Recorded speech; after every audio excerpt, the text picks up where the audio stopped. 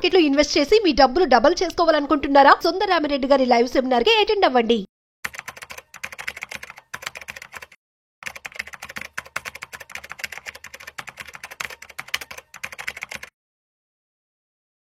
నమస్తే, welcome to Suman TV. నేను విష్ణు. ప్రస్తుతంతో పాటు ప్రముఖ స్టాక్ మార్కెట్ అనలిస్ట్ సుందరరామిరెడ్డి గారు ఉన్నారు. సార్తో మాట్లాడదాం. సార్ నమస్తే. సార్ నమస్తే సార్. సుందరరామిరెడ్డి గారు, బంగారం వెండి ధరలు ఆల్ టైమ్ రికార్డు సార్. ఒక్కసారి రిటైల్ మార్కెట్ అంటే షోరూమ్ ప్రైసెస్ ఎలా ఉన్నాయో చూద్దాము. 24 క్యారెట్స్ 10 గ్రామ్స్ విషయానికి వస్తే 1,18,000 రూపాయల నుంచి 1,20,000 రూపాయల వరకు పలుకుతుంది. 22 క్యారెట్స్ అంటే మనం ఆర్నమెంట్ వేసుకునే 10 గ్రామ్స్ విషయానికి వస్తే 1,06,000, 7,000, 8,000 దగ్గర, ఇంక్లూడింగ్ 3% జిఎస్టీ. వెండి విషయానికి వస్తే సార్ 1,40,000 రూపాయలు అక్షరాల. ఏంటి సార్ అంటే ఎందుకంటారు ఇంత పెద్ద ఎత్తున బంగారం ధరలు విపరీతంగా పెరిగిపోతున్నాయి? దీపావళి కూడా రాబోతోంది. ఈ లెక్కను చూస్తే వెండి దీపావళి నాటికి 1,50,000 అయిపోద్దేమో అనిపిస్తుంది. అండ్ గోల్డ్ విషయానికి వస్తే 1,25,000 దాకా వెళ్ళిపోద్దేమో అనిపిస్తుంది. ఎందుకంటారు ఇంతలా బంగారం ధరలు పెరుగుతున్నాయి? Gold charts all time high breakout అయినప్పుడు అందరు తెలుసండి గోల్డ్ ఎందుకంత మూవ్ అవుద్దని. బట్ అందరూ 10% ప్లస్ చేశారు తప్ప ఈ రేంజ్ లో బ్లాస్ట్ అవుతుందని ఎవరికి తెలియదు అనమాట. ఈ సంవత్సరం the biggest returns belongs to gold అండి, 50%. And last 2 years literally 100%. Last 8 years లో అండ్ 7 times నిఫ్టీని బీట్ చేసింది. నిఫ్టీ 500 బీట్ చేసింది. ఓకే, అది కూడా బిగ్ మార్జిన్ తో ఈ సంవత్సరం బీట్ చేసింది నిఫ్టీని. చరిత్రలో ఫస్ట్ టైం అనమాట ఇంత పెద్ద మార్జిన్ తోటి. అందుకని గోల్డ్ రాను ఏమవుతుందంటే ఎక్కువ రిటర్న్స్ ఇస్తుంది. కాకపోతే ఇది ఫ్యూచర్లో కంటిన్యూ అవుతుందా లేదనేది ఇది క్వశ్చనబుల్ అనమాట. ఎందుకంటే గోల్డ్కి ఇలాంటి సైక్లికల్ నేచర్ ఉంది. ఇంత ముందు కూడా మనం చూసాం అనుకోండి, ఒక డెకేడ్ యావరేజ్ రిటర్న్స్ అది 19% దాకా ఇచ్చింది. ఇప్పుడు 21 నుంచి ఇప్పటి వరకు అయితే యావరేజ్ మీద 20% ప్రయాణం చొప్పున ఎత్తుంది.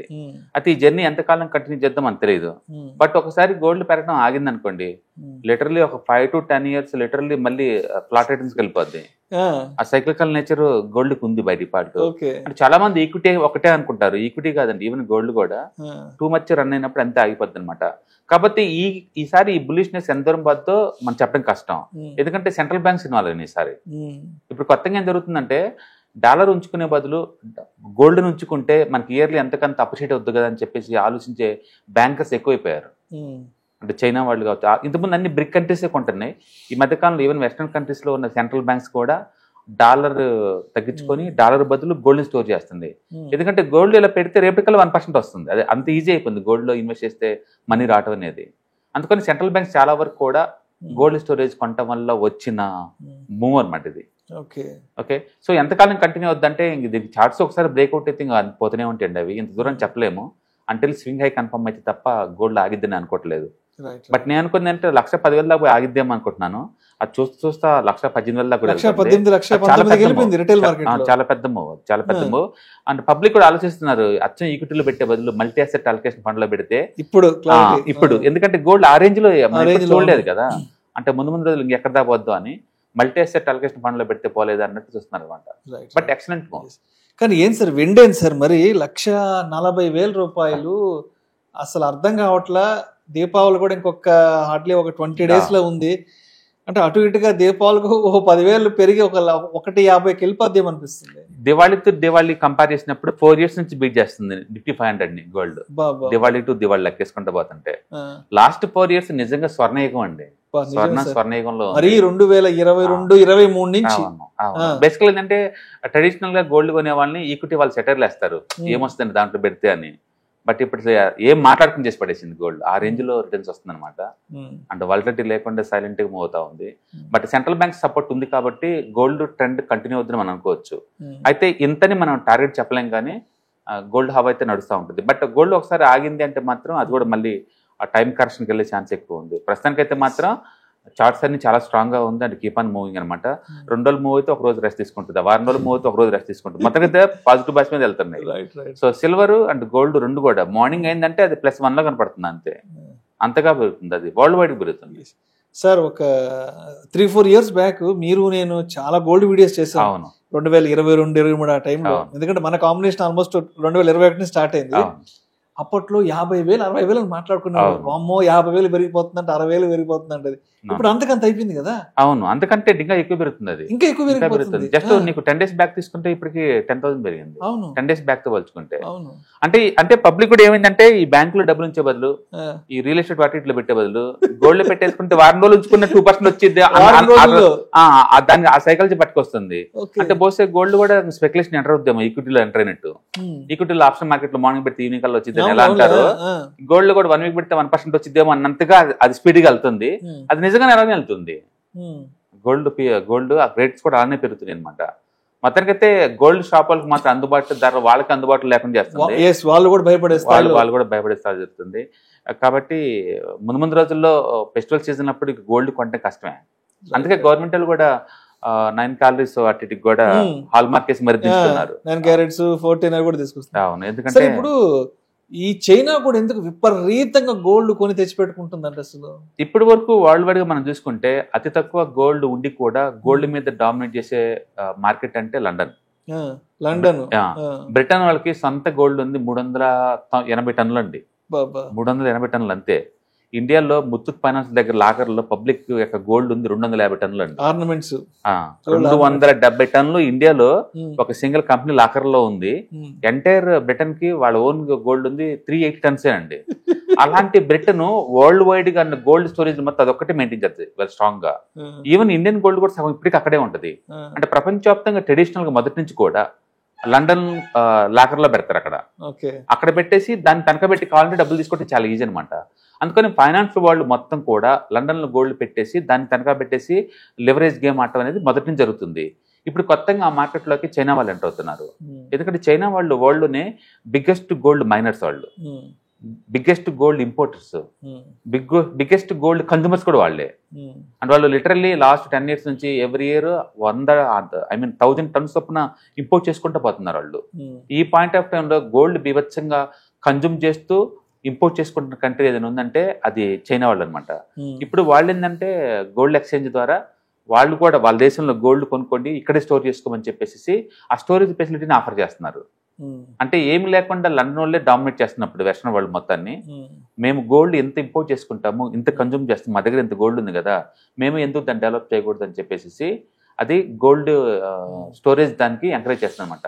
అందుకని వాళ్ళు సోవరింగ్ ఫండ్స్ లాగా పెట్టేసేసి మీకు ఎవరికైనా వేరే కంట్రీస్కి ఎవరైనా గోల్డ్ కావాలంటే మా కంట్రీలో కొనుక్కోండి మా ఎక్స్చేంజ్ ద్వారా, మా దగ్గర స్టోర్ చేసుకోండి, దానికి కావాల్సిన ఫైనాన్స్ కూడా మేమే ఇస్తాం, దానికి కావాల్సిన డిపాజిట్లో చేసుకోవచ్చు అంటున్నారు. ఒకటి చైనా వాళ్ళు biggest trading partner world majority కంట్రీస్కి. ఇప్పుడు ఈవెన్ ఇండియాలో కూడా China is one of the biggest trading partner. Even రేపొద్దున మనం కూడా గోల్డ్ ఎక్కడో కొని ఎక్కడో స్టోర్ చేసే బదులు చైనాలో కొనుక్కొని చైనాలో స్టోర్ చేసుకోవచ్చు. ఎందుకంటే వాళ్ళు బిజినెస్ పార్ట్నర్ కాబట్టి మనకి వాళ్ళు డిఫాల్ట్ అయ్యే ఛాన్స్ లేదు. అందుకని ప్రపంచానికి ఏంటంటే డీడాలరైజేషన్ అవుతున్న ఈ టైంలో చైనా వాళ్ళు చేసిన ఈ ఆఫర్కి ఏంటంటే వెస్టర్న్ కంట్రీస్ మొత్తం ఒక రకమైన భయం ఆవగించింది అనమాట. ఇంకా ఫ్యూచర్లో ముందు రోజుల్లో ట్రెడిషనల్గా ఉండే స్విట్జర్లాండ్ కావచ్చు లేకపోతే లండన్ కావచ్చు గోల్డెన్ హబ్కి ఉండిపోవచ్చు. అది స్లోగా షిఫ్ట్ అవుతుంది అనమాట, చైనాకి షిఫ్ట్ అవుతుంది. అంటే చైనా వాళ్ళు ఫస్ట్ అటెంప్ట్ ఇది. Right sir. సార్ ఇప్పుడు అదేవిధంగా ఇప్పుడు ఈ లక్షలు పోసి బంగారం వెండి కొనలేని ఉంటారు.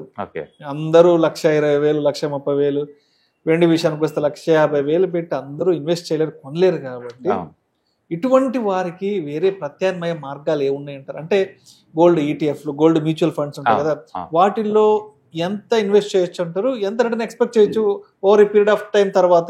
సో బేసికల్ గా పబ్లిక్ లో మనం పర్టికులర్ మన ఇన్వెస్ట్మెంట్ కమ్యూనిటీ చూసుకుంటే గోల్డ్ లో నిజంగా ఇన్వెస్ట్మెంట్ చేసే పర్సెంటేజ్ 2-3% కూడా ఉండదండి. గోల్డ్ యాజ్ ఎసెట్ క్లాస్ లాగా ఇన్వెస్ట్ చేయరు అసలు ఇండియా వాళ్ళు ఎవరు కూడా. గోల్డ్ కొంటమే తప్ప అమ్మటాలు ఉండదండి, అందుకంతా పెరుగుతుంది అది. ఇండియాలో గోల్డ్ కొంటాం ఏదన్నా అవసరమైతే తప్ప అమ్మటాలే ఉండదు. అందుకని గోల్డ్ నిజంగా ఇన్వెస్ట్మెంట్ వెహికల్ లాగా చూస్తారా ఇండియన్స్ అంటే అది క్వశ్చన్ మార్కే. ఎందుకంటే పర్మనెంట్ లాగా తీసేసుకుంటారు అంతే, తరతరాలకి ఇచ్చేసుకుంటూ పోతారు కదా, గిఫ్ట్లుగా మళ్ళీ తిరిగి అమ్మటం ఉండదు. అమ్మటాన్ని వాళ్ళ షేమ్ గా ఫీల్ అవుతారు. గోల్డ్ తీసుకెళ్లి అమ్ముకోవడం అది ఫైనల్ అనమాట, లాస్ట్ అండ్ ఫైనల్ ఆప్షన్ అది అంతే తప్ప ఫైనాన్షియల్ గా డౌన్. అందుకని గోల్డ్ దారుణంగా డ్రాప్ అయినా లేదా బీభత్సంగా పెరిగినా ఇండియా వాళ్ళు ఎలాంటి రెస్పాండ్ ఉండదు. ఇండియా నుంచి ఎవ్రీ ఇయర్ బై డిఫాల్ట్ వీళ్ళు 700 tons వరకు ఇంపోర్ట్ చేసుకుంటారు, తగ్గితే ఎక్కువ చేసుకుంటారు, పెరిగిన కూడా చేసుకుంటారు. అందుకని గోల్డ్ ఇండియన్ సంబంధించేసి గోల్డ్ ని లేదా సిల్వర్ ని ఇన్వెస్ట్మెంట్ లా చూసేవాళ్ళు చాలా తక్కువ మంది. ఒకవేళ ఎవరన్నా దాన్ని ఇన్వెస్ట్మెంట్ వెహికల్ లా చూడాలనుకుంటే కనుక మల్టీ అసెట్ అలొకేషన్ ఫండ్స్ లా కొన్నారనుకోండి, అందులో ఎలాగో గోల్డ్ సిల్వర్కి ఎక్స్పోజర్ ఉంటుంది. అలా ఎక్స్పర్ట్ చూసుకుంటారు రైట్ టైం ఏది రాంగ్ టైం ఏది అనేది. లేదు మీకు దాని మీద మోజింది కొనుక్కోవాలనుకుంటే గోల్డ్ మ్యూచువల్ ఫండ్స్ ఈటీఎఫ్స్ ఉంటాయి కదా, అవి యూనిట్స్ స్లోగా కలెక్ట్ చేసుకుంటూ పోవచ్చు, ఆ రూట్లో కూడా వెళ్ళొచ్చు. బట్ నేను ఏంటంటే సింగిల్ అసెట్ లో పెట్టడం కన్నా ఈ మల్టిపుల్ అసెట్ లో పెట్టడం బెటర్ అనమాట. ఎందుకంటే లాస్ట్ 14 months జీక్యూటీ మూవ్ అవ్వట్లేదంటే దాని అర్థం నెక్స్ట్ 14 months పోదని కాదు కదా. ఎందుకంటే గోల్డ్ ఆల్రెడీ బాగా పెరిగిపోయింది. ఈ టైంలో దాని నుంచి ఇంకా అంత మూవ్ ఎక్స్పెక్ట్ చేయలేవు. మేబీ ఇయర్లీ 10 to 12% ఎక్స్పెక్ట్ చేద్దాం కదా, 50 ఎక్స్పెక్ట్ చేయలేదు డెఫినెట్గా. ఓకే, అది అందుకని నువ్వు మల్టీ అసెట్ అలొకేషన్ ఫండ్కి ఎక్స్పోజ్ అంటే ఇండైరెక్ట్ గోల్డ్కి, సిల్వర్కి, రియల్ ఎస్టేట్కి అన్నిటికీ ఎక్స్పోజ్ అయినట్టు ఉంటుంది. బెస్ట్ ఏంటంటే go for multi asset allocation fund. లేదా నాకు మోజు ఉంది అనుకుంటే కనుక గోల్డ్ మ్యూచువల్ ఫండ్స్ ఉంటే ఈటీఎఫ్స్ అంతే కొనుక్కోవచ్చు. బట్ ఇండియాలో చాలా తక్కువ అచ్చం గోల్డ్ ని ఒక ఇన్వెస్ట్మెంట్ వెహికల్ లాగా అనుకునే వాళ్ళు. అంటిల్ బ్లాక్ మనీ ఏదైనా ఉంటే దాన్ని కన్వర్ట్ చేసి లాకర్ లో పెట్టుకోవడం తప్ప అమ్మే కాన్సెప్ట్ అయితే ఎవరికి ఉండదు. Thank you sir, thank you so much. October 12వ తారీఖు మీకు దగ్గరలోని సిటీకి వస్తున్నాం. వైజాగ్, తిరుపతి అండ్ నెల్లూరు ఈ 3 సిటీస్లో ప్లాన్ చేస్తున్నాం. సో మీరు ఎవరైనా సరే స్టాక్ మార్కెట్ మీద passive income as well as active income కనుక ETFs, index funds and mutual funds ద్వారా ఎర్న్ చేద్దాం అనుకుంటే ఇది మంచి అవకాశం.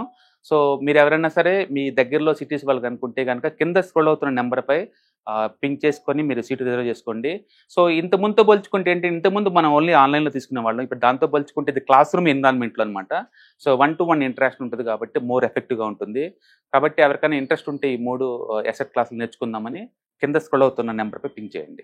Thank you. హాయ్, స్టాక్ మార్కెట్లో వాలటిలిటీకి దూరంగా ఉంటున్నారా? పోర్ట్ఫోలియోస్ అన్నీ కూడా రెడ్లో ఉండి బ్లీడ్ అవుతున్నాయా? అంటే స్టాక్ మార్కెట్లో ఉండి సస్టైనబిలిటీ ఉన్న బిజినెస్ మోడల్ లాగా, లేదా స్టాక్ మార్కెట్ లాంగ్ టర్మ్లో మంచి వెల్త్ క్రియేట్ చేసుకునేలాగా ప్లానింగ్స్ ఏమైనా ఉన్నాయా? అయితే అలాంటి వాళ్ళ కోసం ఈ ప్రోగ్రామ్ అండి.